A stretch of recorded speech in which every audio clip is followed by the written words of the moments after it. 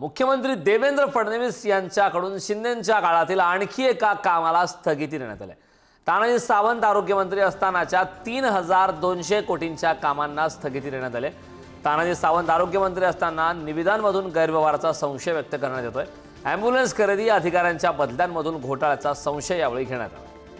या संदर्भात ताजी अपडेट देण्यासाठी आपले प्रतिनिधी सुशांत सावंत आपल्यासोबत जोडलेत. सुशांत, खरं तर देवेंद्र फडणवीस हे मुख्यमंत्री झाल्यापासून शिंदेंच्या काळातील बऱ्याच निर्णयांमध्ये धोरणांमध्ये बदल करण्यात आल्याचं पाहायला मिळालं. आता तानाजी सावंत यांच्याकडे जे आरोग्य खातं होतं त्यामधील एका महत्त्वाच्या कामाला आता स्थगिती देण्यात आल्याचं कळतंय. काय अधिकची माहिती आहे?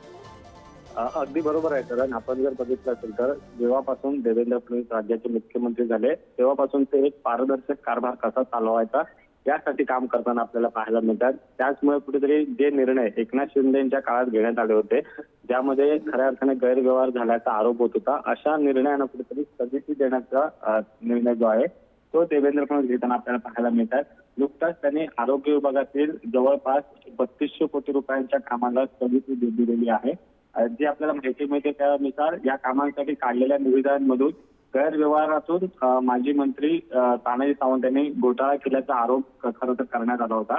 आणि आपण जर पाहिलं असेल तर या वर्षी यासाठी वार्षिक 638 कोटी तर 3 वर्षासाठी एकूण 3190 कोटी रुपयांचा ठेका जो आहे तो पुण्यातील एका खासगी कंपनीला 20 ऑगस्ट 2024 रोजी देण्यात आला होता.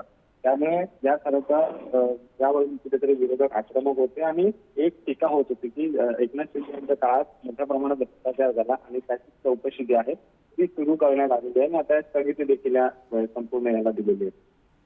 अगदी सुशांत, आगामी काळात आता या संदर्भातले काय परिणाम पाहायला मिळतात, शिंदेच्या शिवसेनेच्या माध्यमातून काय प्रतिक्रिया येते हे पाहणं महत्त्वाचं आहे. खूप खूप धन्यवाद या संपूर्ण माहितीसाठी.